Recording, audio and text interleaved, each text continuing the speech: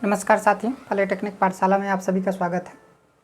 आज आप लोगों को जो है रिलक्टेंस मोटर पढ़ाएंगे, स्पेशल पर्पज मशीन में रिलक्टेंस मोटर।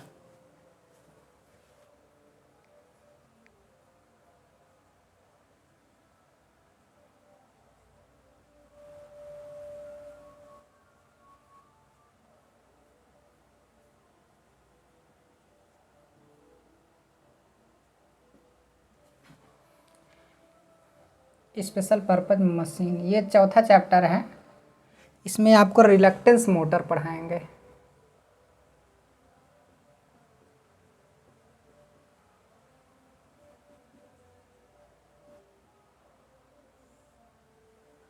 रिलक्टेंस मोटर, ठीक है। तो रिलक्टेंस मोटर क्या होता है, इसी के बारे में हम लोग क्या करेंगे, डिस्कस करेंगे। यह एक प्रकार का सिंगल फेज मोटर होता है, ठीक है। सिंगल फेज मोटर, ये थोड़ा सिंगल।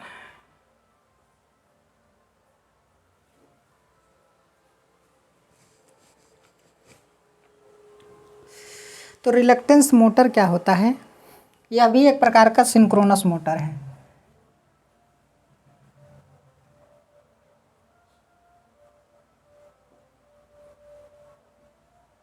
यह भी एक सिंगल फेज सिंक्रोनस मोटर है, ठीक है। यह सिंगली एक्साइटेड होता है, सिंगली एक्साइटेड मशीन होती है। सिंगली एक्साइटेड, देखिए सिंगली एक्साइटेड का मतलब है कि जो हिस्टेरेसिस मोटर है ना, वो भी सिंगली एक्साइटेड मशीन ही है, क्योंकि उसमें सिंगल सप्लाई देकर एक्साइट किया जा रहा है। और यहाँ पे भी सिंगल सप्लाई देकर ही एक्साइट किया जा रहा है। यहाँ पे अलग से डीसी सोर्स की ज़रूरत पड़ती नहीं। जैसे कि 3 फेज सिंक्रोनस मोटर में जब हम पढ़े थे, सिंक्रोनस मशीन में पढ़े थे, तो वहाँ पर डीसी सप्लाई दे करके रोटर के फील्ड को एक्साइट किया जा रहा था और एसी सप्लाई दे करके स्टेटर को एक्साइट किया जा रहा था, ठीक है।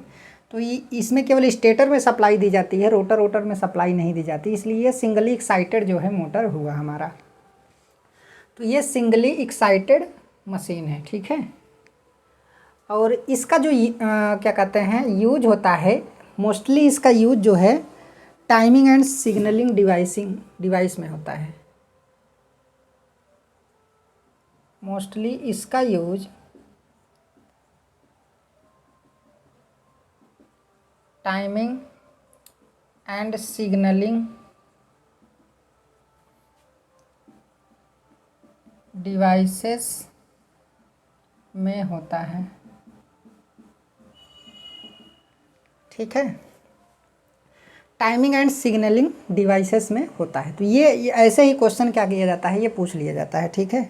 जहाँ पर कांस्टेंट स्पीड की ज़रूरत है, यहाँ पर कांस्टेंट स्पीड की ज़रूरत पड़ती है ना, क्योंकि देखिए रिलक्टेंस मोटर भी एक प्रकार का सिंक्रोनस मोटर है, तो ये कांस्टेंट स्पीड देगा। जहाँ पर कांस्टेंट स्पीड की आवश्यकता पड़ती है,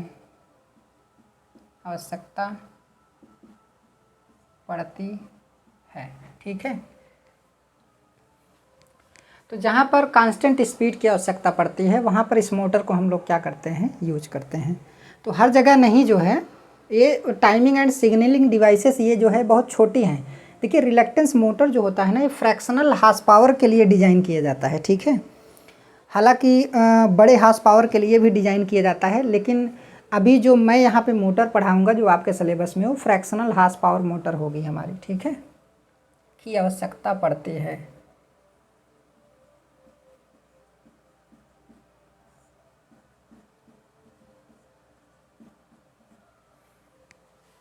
ठीक है, हाँ। तो अब यहाँ पे क्या है, यह भी एक सिंगल फेज मोटर है। यह भी क्या है, एक सिंगल फेज मोटर है। तो यहाँ पे भी लिख से यह भी, मतलब पहले वाला भी जो हिस्टेरेसिस मोटर पढ़े थे, वो भी एक प्रकार का सिंगल फेज इंडक्शन मोटर ही था, मतलब सिंगल फेज मोटर था। सिंगल फेज इंडक्शन मोटर हम नहीं कह सकते। यह भी एक सिंगल फेज मोटर है, मतलब सिंगल फेज सप्लाई से चलता है। हिस्टैरिसीस मोटर भी सिंगल फेज एसी सप्लाई से क्या होता है, वो चलता है। ठीक है, इसको भी एसी सप्लाई सिंगल फेज दी जाती है। समझ में आया? डीसी सप्लाई नहीं दी जाती है, डीसी सप्लाई पे ऑपरेट नहीं होता है। ठीक है,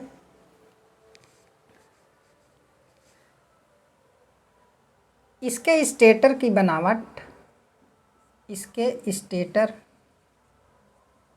की बनावट, इसके स्टेटर की बनावट स्काइरल केस टाइप,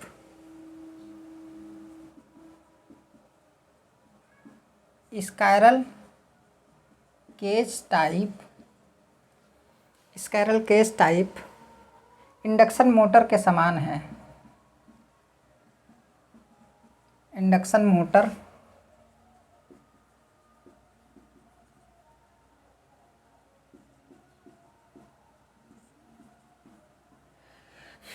देखिए, स्क्वायरल केस टाइप रोटर तो आप पढ़े ही होंगे। स्क्वायरल केस टाइप रोटर हमारा कैसा होता है, मान लीजिए ये हमारा क्या बना है, रोटर बना है। ठीक है, रोटर बना है, ये हमारा रोटर है। तो इसका इसमें क्या है, ऐसे जो है स्लॉट्स, क्लोज स्लॉट्स बने होते हैं, क्लोज स्लॉट्स बने होते हैं। तो इसी में जो है कॉपर की बाइंडिंग को क्या किया जाता है, रखा जाता है।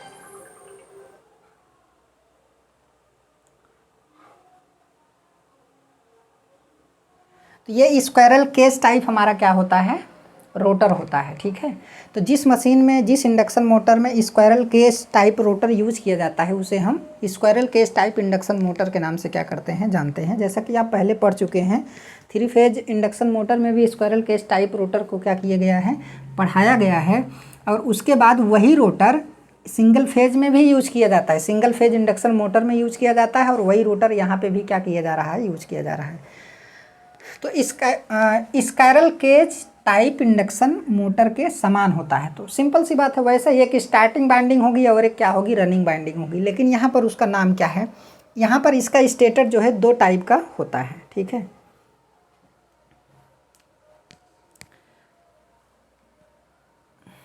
2 टाइप का नहीं होता है, बल्कि 2-3 टाइप का होता है। उसको हम देख लेते हैं। तो स्टेटर में सबसे पहला स्टेटर आपका है इसका split phase type stator, split phase type stator, stator with centrifugal switch, with centrifugal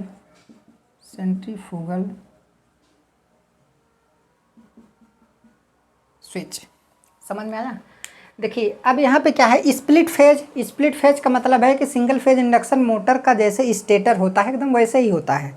तो सिंगल फेज इंडक्शन मोटर सिर्फ स्टार्ट मोटर नहीं होती थी, तो हमने उसके फेज को स्प्लिट कर दिया। तो उसमें एक रनिंग बाइंडिंग और स्टार्टिंग बाइंडिंग को 90 डिग्री पर स्थापित कर दिया, तो जिससे हमारा फेज स्प्लिट हो गया और एक रोटेटिंग मैग्नेटिक फील्ड क्या हो गया, प्रोड्यूस हो गया। तो सिंगल फेज इंडक्शन मोटर पढ़ेंगे तो एकदम हूबहू उसी के जैसे कि स्टेटर की संरचना है इसकी। ठीक है, सेंट्रीफ्यूगल स्विच भी उसमें लगता है स्टार्टिंग बाइंडिंग के सीरीज में।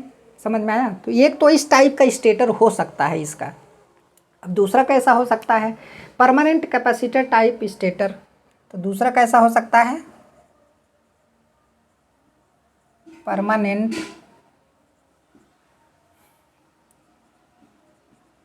Capacitor type stator without centrifugal switch, without centrifugal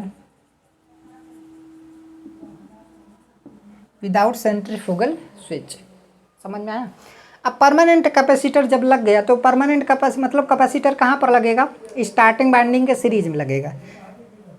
तो जैसे हमारा ये क्या हो गया, रोटर हो गया, ये क्या हो गया, रोटर। मैं सिंगल फेज इंडक्शन मोटर की बात कर रहा हूँ। तो इसमें एक आपका क्या होगा, रनिंग बाइंडिंग होगी और एक क्या होगी, स्टार्टिंग बाइंडिंग होगी। और इसी के सीरीज में एक कैपेसिटर सी लगेगा। तो ये तो आपस में पैरेलल में जुड़ता है। समझ में आया?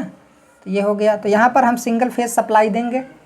तो ये मेन बाइंडिंग हो गया और ये स्टार्टिंग बाइंडिंग हो गया। ठीक है, और ये हमारा कैपेसिटर हो गया। तो देखिए, यहाँ पर स्विच नहीं लगा है। अगर स्विच लगा होता तो ये परमानेंट कैपेसिटर ना होता। समझ में आया? तो ये परमानेंट कैपेसिटर टाइप जो है स्टेटर हो गया विदाउट सेंट्रीफ्यूगल स्विच। इसमें सेंट्रीफ्यूगल स्विच की ज़रूरत जो है नहीं पड़ती है, ठीक है। तो ये चीज़ आपको ध्यान देना पड़ेगा। उसके बाद क्या है, एक तीसरा है थ्री फेज टाइप स्टेटर। तीसरा है three phase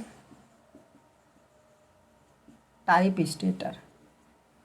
three phase type stator for integral horsepower rating.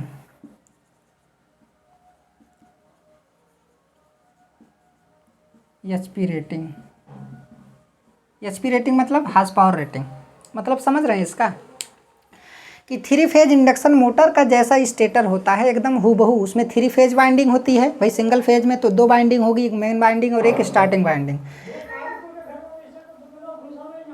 लेकिन थ्री फेज टाइप जो हमारा स्टेटर होता है, ठीक है, उसमें थ्री फेज वाइंडिंग की जाती है, ठीक है। तो उसमें थ्री फेज वाइंडिंग की जाती है तो सिंपल सी बात है, थ्री फेज वाइंडिंग है और थ्री फेज इंडक्शन मोटर का स्टेटर है तो जाहिर सी बात है वो इंटीग्रल हार्स पावर में होगा, फ्रैक्शनल हार्स पावर में नहीं होगा। इंटीग्रल का मतलब है कि जैसे 3 हार्स पावर होगा, 4 हार्स पावर होगा, 10 हार्स पावर होगा, 100 हार्स पावर होगा, तो इस तरीके से जो है इंटीग्रल हो गया। अगर दशमलव में आ जाता है, जैसे एक से कम एचपी के मोटर को फ्रैक्शनल हार्स पावर मोटर के नाम से जानते हैं, ठीक है। तो यहाँ पर तो हम फ्रैक्शनल पढ़ रहे हैं, तो फ्रैक्शनल में क्या यूज होगा, आपका स्प्लिट फेज वाला होगा या फिर परमानेंट कैपेसिटर टाइप स्टेटर क्या होगा इसमें यूज होगा, ठीक है। तो ये आपका स्टेटर जो है 3 प्रकार का होता है। मतलब इसका स्टेटर अगर देखा जाए तो 3 टाइप का स्टेटर होता है। इसका स्टेटर 3 टाइप का होता है। इसका जो स्टेटर है ये कितने टाइप का होता है, 3 टाइप का होता है, ठीक है। तो इसको मैं मिटा दे रहा हूँ। स्टेटर के कंस्ट्रक्शन के बारे में आपको जानकारी मिल गई है, ठीक है। इसके बारे में पढ़ने की ज़रूरत नहीं है क्योंकि हम लोग तो पहले ही पढ़ चुके हैं इसको ना, तो बार बार इसको हमको पढ़ने की ज़रूरत नहीं, बस कैसे लिखना है बस ये ध्यान देना है। अब इसके रोटर की संरचना,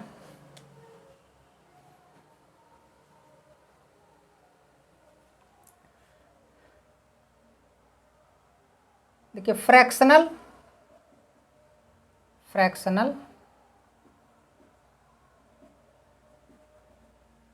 horse power, fractional horsepower वाली रिलक्टेंस मोटर, वाली reluctance motor, fractional horsepower वाली रिलक्टेंस मोटर के लिए एक विशेष प्रकार का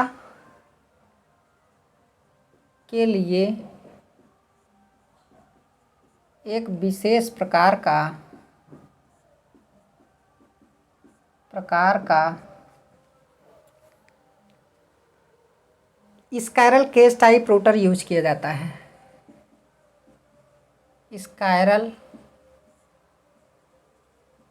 केज टाइप रोटर यूज किया जाता है।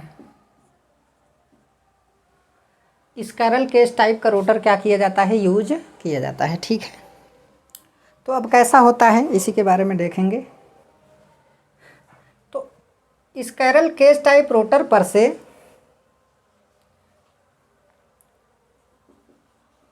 स्काइरल केज अभी हमने आपको बताया, स्काइरल मतलब गिलहरी होता है, ठीक है, जैसे गिलहरी का पिंजरा वगैरह होता है ना।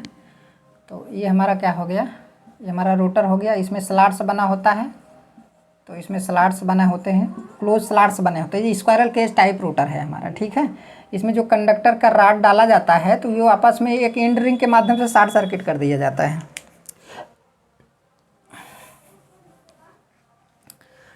तो स्काइरल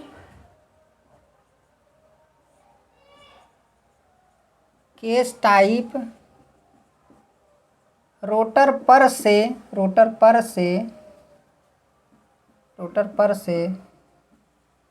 कुछ स्लॉट्स तथा कुछ टीथ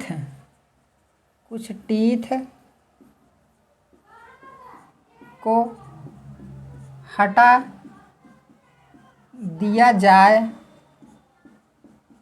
तो हटा दिया जाए तो रिलक्टेंस मोटर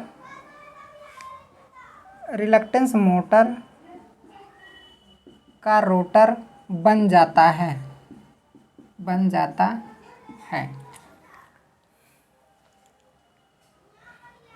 इस प्रकार रोटर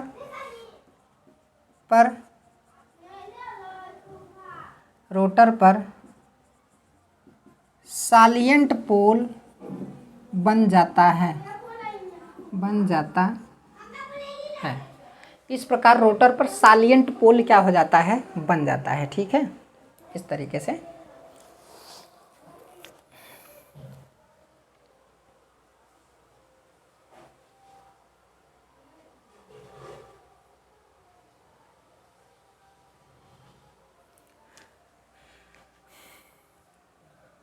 तथा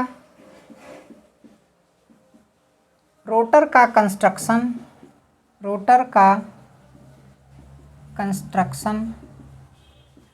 अनसिमेट्रिकल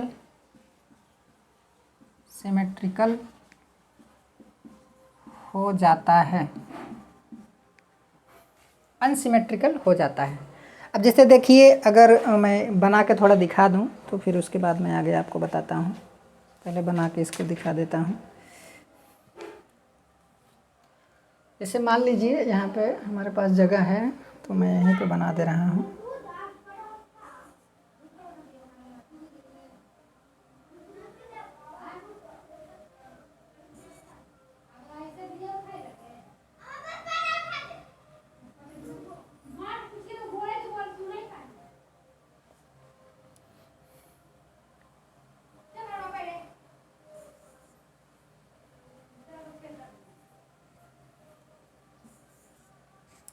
तो मान लीजिए ऐसे हमारा रोटर है, तो यहाँ पे थोड़ा हमने हटा दिया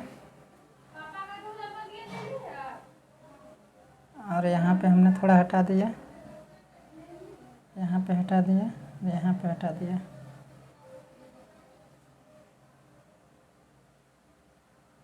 ठीक है,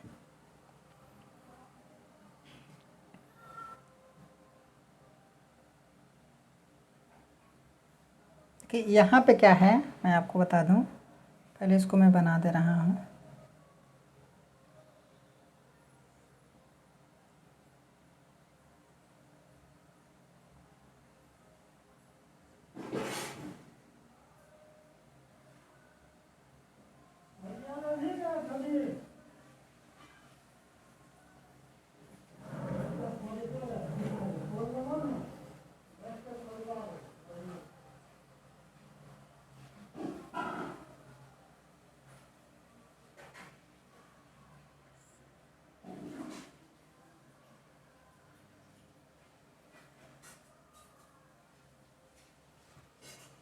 नीचे नहीं दिखाई दे रहा है, इसको मैं बाद में बनाता हूँ, पहले लिख लेता हूँ तो इसकी संरचना कैसे अनसिमेट्रिकल होती है।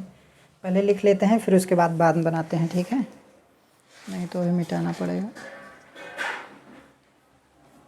तो इसकी संरचना, सालिएंट पोल मतलब समझ रहे होंगे कि सालिएंट पोल टाइप रोटर, जैसे आपका थ्री फेज सिंक्रोनस मोटर है, तो उसमें एक non salient pole type rotor होता है और एक सालिएंट पोल टाइप रोटर होता है। तो एकदम हूबहू वैसी ही संरचना क्या हो जाती है, बन जाती है। समझ में आया?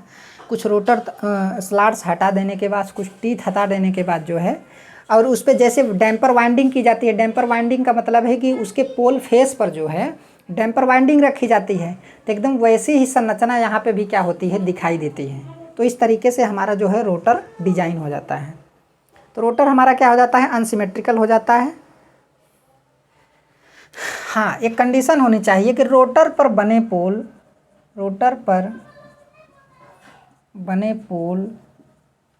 की संख्या स्टेटर पर बने पोल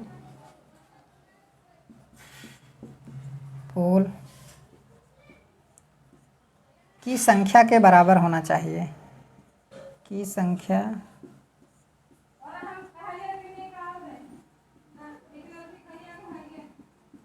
होना चाहिए। ठीक है, बराबर होना चाहिए। ये हो गया। तो रोटर मतलब इस तरीके से आपका क्या हो गया, डिजाइन हो गया। अब थोड़ा उसके आगे का टॉपिक चढ़ेंगे। अब यहाँ पर देखिए रोटर पर सालिएंट पोल होने की वजह से यहाँ पर लिखेंगे रोटर पर सालिएंट पोल होने की वजह से रोटर पर सालिएंट पोल होने की वजह से स्टेटर तथा रोटर के बीच एयर गैप यूनिफॉर्म नहीं होता है।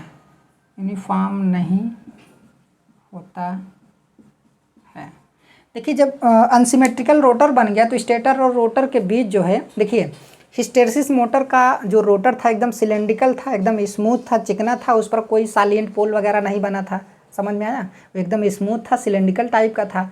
तो स्टेटर और रोटर के बीच एयर गैप एकदम यूनिफॉर्म था। लेकिन यहाँ पर क्या है, सालिएंट पोल बन गया है तो यूनिफॉर्म नहीं होता है, जिससे वेरिएबल रिलक्टेंस प्रोड्यूस होता है। जिससे भाई रिलक्टेंस हर जगह अलग अलग होगा। जहाँ पर सालिएंट पोल होगा वहाँ पर रिलक्टेंस कम होगा, जहाँ पर सालिएंट पोल नहीं होगा, एयर गैप ज़्यादा होगा, वहाँ पर रिलक्टेंस क्या होगा, ज़्यादा होगा। तो जिससे वेरिएबल रिलक्टेंस प्रोड्यूस होता है।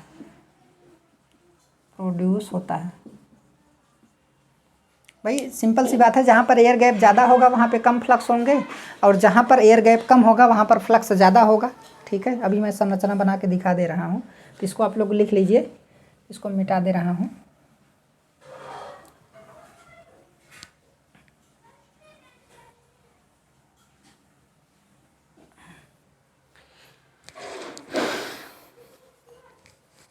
पहले रोटर की संरचना मैं बना दूँ तो फिर उसके बाद जो है आपको समझाऊँ।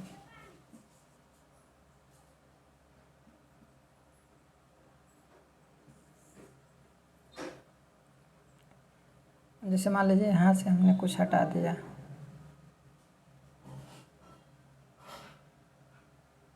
यहाँ से कुछ हटा दिया,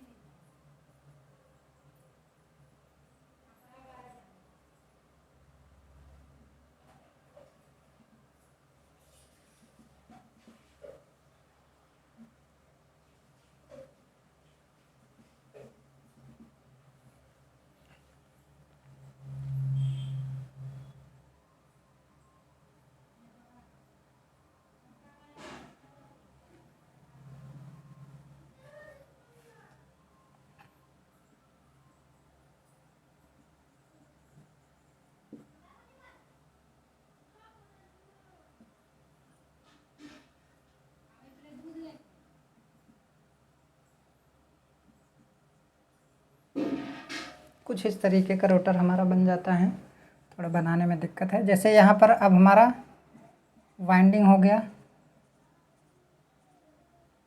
भाई स्क्वायरल केज टाइप था ना, उसमें क्लोज स्लॉट्स बना था, तो कुछ स्लॉट्स और टीथ को क्या कर दिया गया, हटा दिया गया। उसमें बाइंडिंग भी थी, तो ये वाली बाइंडिंग इतना दिख रही हमारी। और यहाँ पर देखिए अब ये हमारा क्या हो गया, स्टेटर हो गया। तो देखिए यहाँ पर एयर गैप क्या है, ज़्यादा है, और यहाँ पर एयर गैप क्या है, कम है। यहाँ पर एयर गैप ज़्यादा है, यहाँ पर कम है, यहाँ पर ज़्यादा है, यहाँ पे क्या है, कम है, यहाँ पर ज़्यादा है। तो इस तरीके से इसके रोटर की संरचना क्या होती है, बनती है। ठीक है। अब देखिए इस पे सालिएंट पोल बन गए कि नहीं, ये सब क्या हो गया, सालिएंट हो गया, मतलब उभरा हुआ हो गया। ठीक है, ये सब क्या हो गया, उभरा हुआ हो गया। हालांकि रोटर की संरचना आप अच्छे तरीके से जो है गोला प्रकार वगैरह लेकर के बना सकते हैं। तो फिगर बनाने में थोड़ा टाइम लगता है ना, इस वजह से मैं फिगर बनाता नहीं हूँ, लेकिन संरचना मैंने आपको अच्छे तरीके से बता दी है, तो आप समझ जाइएगा उसको। और आपके बुक में दिया होगा तो आप अच्छे तरीके से उसे बना सकते हैं, कोई दिक्कत की बात नहीं है। अब आगे यह संपूर्ण व्यवस्था देखिए, अब सिंपल सी बात है। अब जैसे सिंक्रोनस मोटर हमारा सेल्फ स्टार्ट हो जाता था 3 फेज, क्योंकि उसमें डैम्पर वाइंडिंग होती थी, तो यहाँ पे भी देखिए उसके सालिएंट पोल पर जो है वाइंडिंग की गई है, तो वो डैम्पर वाइंडिंग की तरह क्या होता है, वर्क करता है। तो जैसे ही सप्लाई देंगे डैम्पर वाइंडिंग एक इंडक्शन मोटर की तरह स्टार्ट होगी, और बाद में क्या होती है, मैग्नेटिक कपलिंग हो जाती है, जिसकी वजह से वो सिंक्रोनस स्पीड पर क्या करता है, घूमता है। ठीक है, तो यह संपूर्ण व्यवस्था मोटर को सेल्फ स्टार्ट, आगे लिखेंगे, यह संपूर्ण व्यवस्था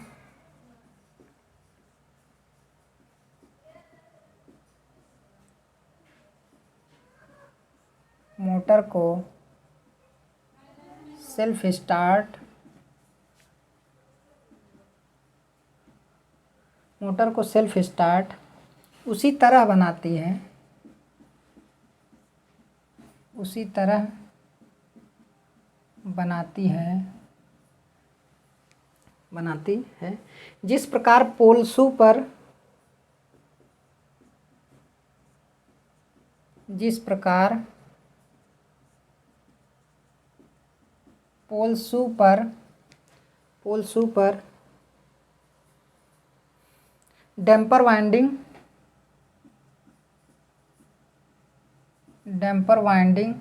सिंक्रोनस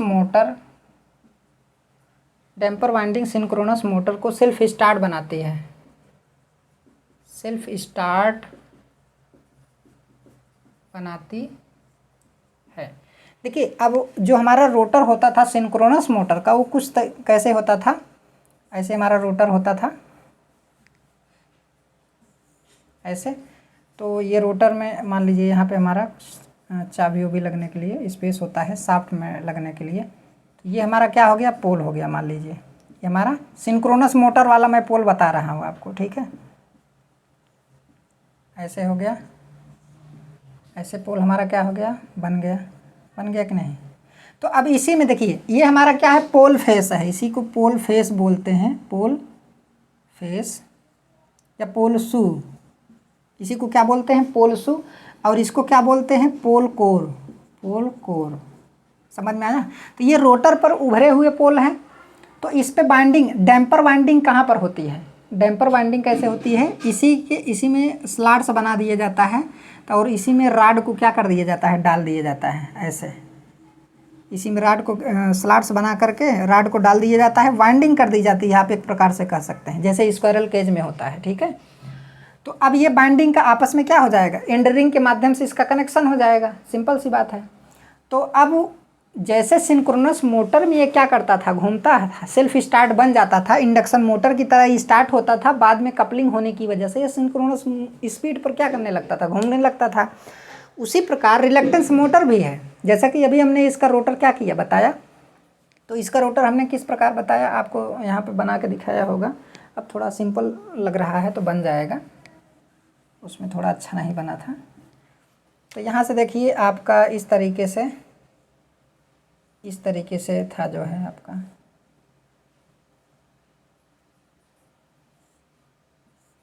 ऐसे था और ऐसे था,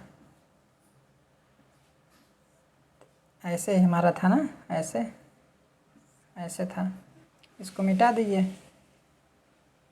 नहीं इसको रहने दीजिए, इसको मिटा दीजिए, ये वाला।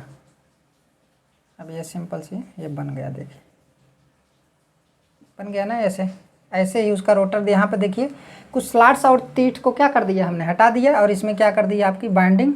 भाई इसमें स्लॉट्स था ही, हमारा क्लोज स्लॉट्स बना था पहले से ही, तो यही रिलक्टेंस मोटर का हमारा क्या हो गया, स्टेटर हो गया, रोटर हो गया। ठीक है, इसी तरीके से एकदम हूबहू बनता है।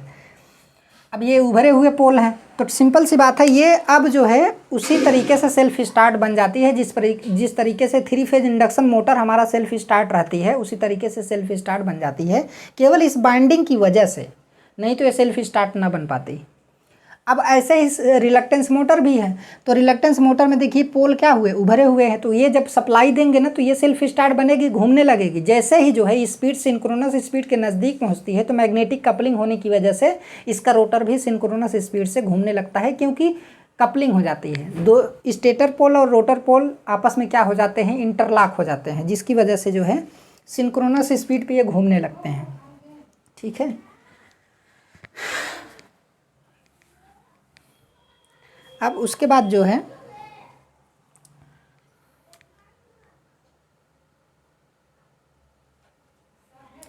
अब ये देखिए लो रिलक्टेंस प्रोवाइड करता है, सालिएंट पोल लो रिलक्टेंस प्रोवाइड करता है स्टेटर फ्लक्स के लिए। यहाँ पर लिखेंगे सालिएंट पोल स्टेटर फ्लक्स के लिए लो रिलक्टेंस प्रोवाइड करता है। देखिए क्योंकि यहाँ पर देखिए स्टेटर और इस पोल के बीच में जो एयर गैप होगा वो कम होगा, और यहाँ पर एयर गैप क्या होगा, ज़्यादा होगा। तो यहाँ पर हाई रिलक्टेंस और यहाँ पे लो रिलक्टेंस, समझ में आया।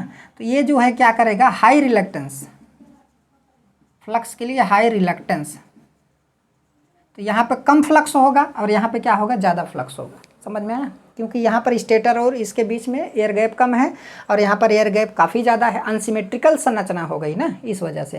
तो एक प्रकार से आप कह सकते हैं कि रिलक्टेंस टार्क क्या होगा, प्रोड्यूस होगा। अब रिलक्टेंस टार्क किसे कहते हैं उसी के बारे में हम यहाँ पे क्या करेंगे, डिस्कस करेंगे थोड़ा। ठीक है, ये हो गया, थोड़ा और लिख लेते हैं फिर उसके बाद डिस्कस करते हैं। तो अब यह मोटर जो है, यह मोटर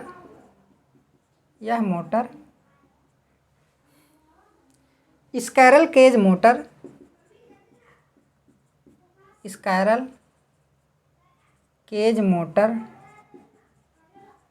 की तरह सेल्फ स्टार्ट होती है। समझ में आया, की तरह क्या होते हैं, सेल्फ स्टार्ट होती है। तो इसको लिख लीजिएगा।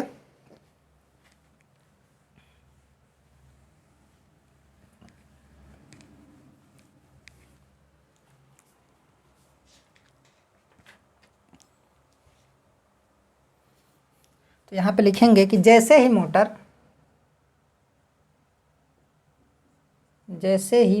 भाई सप्लाई उपलाई तो देंगे, बार बार वो चीज़ लिखने की ज़रूरत नहीं है। जैसे ही मोटर स्टार्ट होकर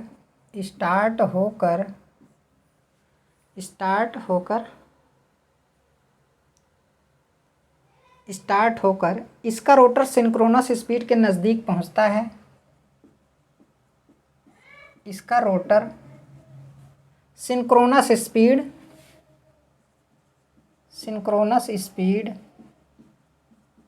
एनएस, ये सिंक्रोनस स्पीड मतलब एनएस को किससे रिप्रेजेंट करते हैं, सिंक्रोनस स्पीड के नज़दीक पहुंचता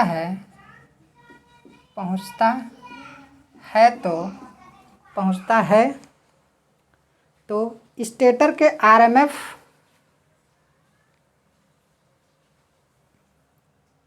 स्टेटर के आरएमएफ मतलब रोटेटिंग मैग्नेटिक फील्ड, स्टेटर के आरएमएफ रोटर के सालिएंट पोल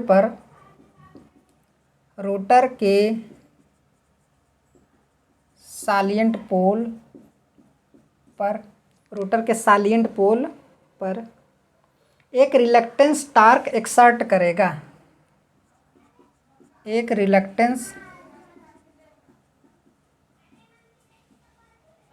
टार्क एक्सर्ट करेगा, एक्सर्ट मतलब एक रिलक्टेंस टार्क जो है लगाएगा, ठीक है, जिससे आरएमएफ एक्सिस, जिससे आरएमएफ मतलब स्टेटर का आरएमएफ एक्सिस, ये आरएमएफ मतलब देखिए जब सिंगल फेज सप्लाई हम स्टेटर में देंगे तो उसमें एक rotating magnetic field synchronous speed से क्या करेगा, घूमेगा, उसी आरएमएफ की बात कर रहा है, रोटेटिंग मैग्नेटिक फील्ड। तो स्टेटर के आरएमएफ, स्टेटर के आरएमएफ एक्सिस, स्टेटर के RMF axis salient pole axis,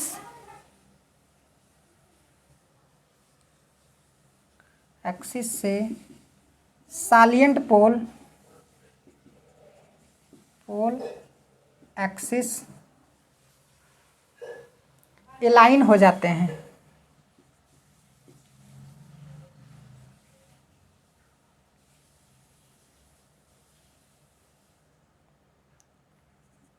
align हो जाते हैं मतलब दोनों एक सीधी में, सीधी रेखा में आ जाते हैं, ठीक है। अभी कैसे होता है इसको मैं डिस्कस करूँगा। एलाइन हो जाते हैं। इस समय रोटर के सालिएंट पोल, इस समय रोटर के सालिएंट पोल स्टेटर के आरएमएफ के पोल से इंटरलॉक हो जाते हैं, इंटरलॉक हो जाता है, हो जाता है और इंटरलॉक हो जाता है और रोटर भी सिंक्रोनस स्पीड से, सिंक्रोनस स्पीड, देखिए स्टेटर का आरएमएफ किस स्पीड से घूम रहा है, सिंक्रोनस स्पीड से, तो उसी स्पीड से हमारा रोटर भी घूमने लगेगा, सिंक्रोनस स्पीड से घूमने लगता है, ठीक है, क्योंकि मैग्नेटिक लॉकिंग हो गई तो वैसे उसी स्पीड से वो भी क्या करेगा, घूमेगा।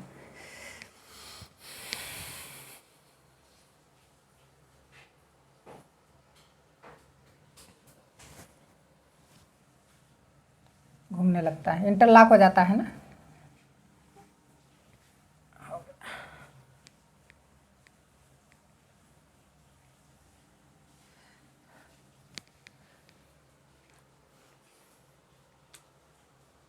देखिए होता क्या है, मैं आपको बता दूं कि जैसे मान लीजिए हमारा स्टेटर का पोल ये है, ये हमारा स्टेटर का पोल एनएस है और ये हमारा क्या है, एसएस है, एसएस है, ठीक है। इनका एक मैग्नेटिक पोल एक्सिस होगा, इनका एक क्या होगा, एक्सिस होगा,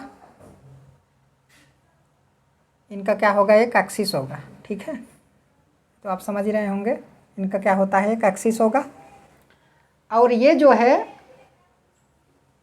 अब जैसे मान लीजिए यहाँ पर एक आयरन का टुकड़ा रखा गया है, यहाँ पर एक आयरन का टुकड़ा रखा गया है, मैं सिर्फ ये बता रहा हूँ कि ये किस सिद्धांत पे वर्क करता है, कैसे जो है रिलक्टेंस टार्क, दोनों के पोल जो है कैसे जो है एलाइंड होते हैं, ठीक है। अब जैसे मान लीजिए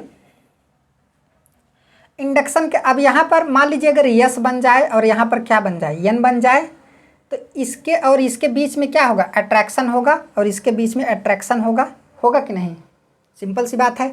अब देखिए एन एस यस को क्यों खींचेगा, कारण है क्योंकि देखिए यहाँ पर तो एयर गैप ज़्यादा है, लेकिन अगर ये वाला, ये हमारा जो कोर है, ये वाला पार्ट अगर एन एस के नीचे आ जाए तो एयर गैप क्या हो जाएगा, कम हो जाएगा, और यहाँ पे भी इसके और इसके बीच एयर गैप क्या हो जाएगा, कम हो जाएगा।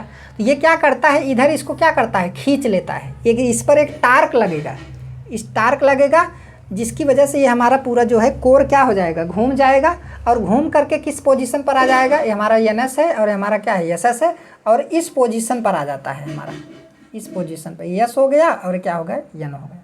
तो देखिए दोनों का पोल एक्सिस एलाइंड हो गया, दोनों का पोल एक्सिस एलाइंड हो गया। अब इस पर जो टार्क वर्क किया उसी को रिलक्टेंस टार्क के नाम से जानते हैं। देखिए अब इस कंडीशन में देखिए एन एस और यहाँ पे एन एस और इसके बीच में जो एयर गैप क्या है, कम है। एयर गैप क्या है, कम है। यहाँ पे भी एयर गैप क्या होगा, कम होगा। तो फ्लक्स वहीं से ज़्यादा होकर के गुजरता है जहाँ पर एयर गैप कम होता है। जहाँ पर एयर गैप ज़्यादा होगा वहाँ पर कम फ्लक्स जो है होकर गुजरेगा। तो उसी प्रकार स्टेटर का जो फ्लक्स होगा यहाँ से होकर ज़्यादा फ्लो करेगा, यहाँ से होकर ज़्यादा फ्लो करेगा, यहाँ से होकर ज़्यादा फ्लो करेगा, यहाँ से कम फ्लो करेगा। तो सिंपल सी बात है, इसी तरीके से मैग्नेटिक लॉकिंग हो गई। जैसा कि यहाँ पर आपको क्या किया गया, बताया गया, वैसे यहाँ पर भी यन बनेगा, यहाँ पे यस बनेगा। तो यहाँ पर स्टेटर का आपका क्या रहेगा, यस रहेगा, और यहाँ पर आपका स्टेटर का एस एस रहेगा, और यहाँ पर स्टेटर का क्या रहेगा, एन एस रहेगा। तो मैग्नेटिक लॉकिंग रहेगी। ये तो ऐसे घूम ही रहे हैं, सिंपल सी बात है। तो सिंक्रोनस स्पीड से क्या करेगा, दोनों साथ में क्या करेगा, घूमेगा। ठीक है। तो इस तरीके से अभी जो एलाइंड की हमने बात की, एलाइंड हो जाते हैं तो इस तरीके से लाइन होता है। तो इस पर एक फोर्स वर्क करेगा।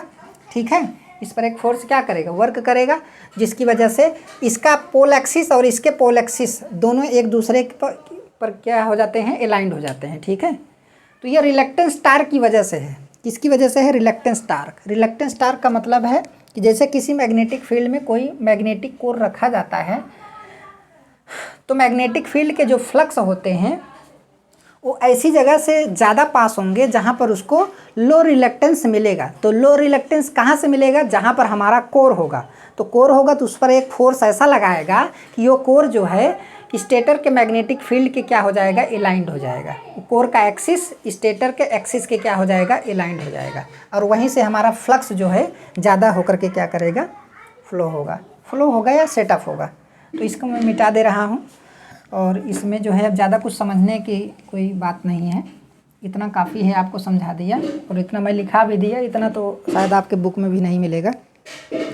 अभी है तो बहुत कुछ, लेकिन मैं सारी चीज़ें नहीं पढ़ा सकता। ठीक है, क्योंकि अभी ये भी वीडियो देख रहे हैं 42 मिनट का बन गया है, अभी कंप्लीट नहीं हुआ है।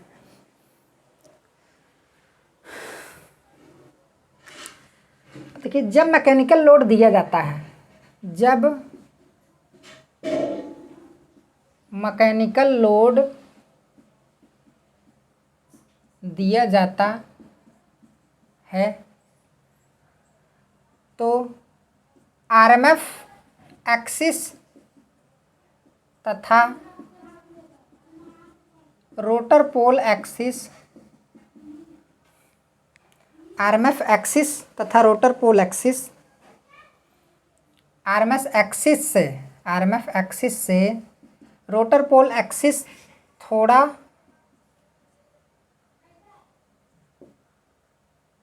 सा पीछे हो जाता है,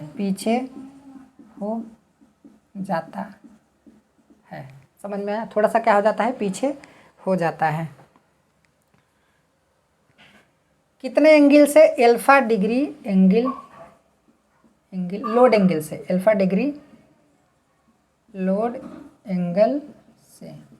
जैसे हमारा क्या है, स्टेटर, ये हमारा क्या है, एन एस है, और हमारा क्या है, एस एस है, स्टेटर का है। तो अब यहाँ पर हमारा क्या है, ये मान लीजिए हमारा क्या है, रोटर का है। तो यहाँ पर यस बना है, यहाँ पर एन बना है। ठीक है। ये तो अभी लोड नहीं दिया गया है, ये नो लोड की कंडीशन है, नो लोड। मान लीजिए कोई लोड नहीं दिया गया है और रोटर हमारा एकदम क्या है, हल्का है, तो उस कंडीशन में जो है ऐसी अवस्था होगी, नो लोड। लेकिन जब लोड दे दिया जाएगा तो ये मान लीजिए एन एस है हमारा, और ये हमारा क्या है, एस एस है। तो इसका एक एक्सिस होगा ऐसे। तो अब जो है हमारी ऐसी पोजीशन आ जाएगी।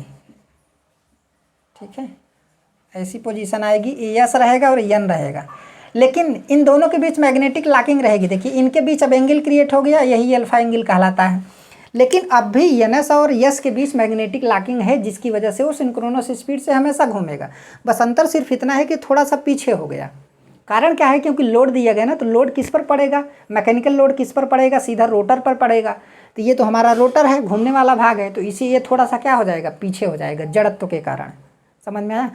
वैसे भी आइडियल का केस ये है। ठीक है, अगर वास्तविक कंडीशन देखा जाएगा तब भी रोटर का भी तो कुछ जड़त्व होगा, जिसकी वजह से हल्का से ये क्या होता है, पीछे होता है। लेकिन जब लोड दिया जाएगा तो अल्फा का मान थोड़ा और ज़्यादा क्या हो जाता है, बढ़ जाता है। तो वही चीज़ यहाँ पर क्या किया गया है, लिखा गया है। ठीक है,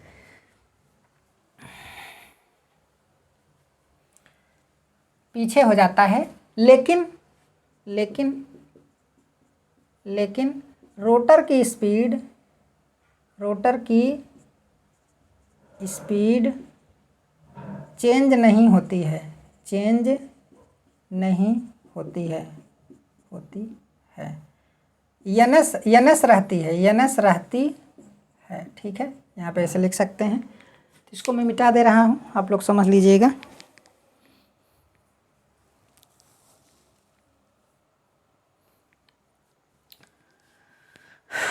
तो आज का क्लास यहीं तक, धन्यवाद।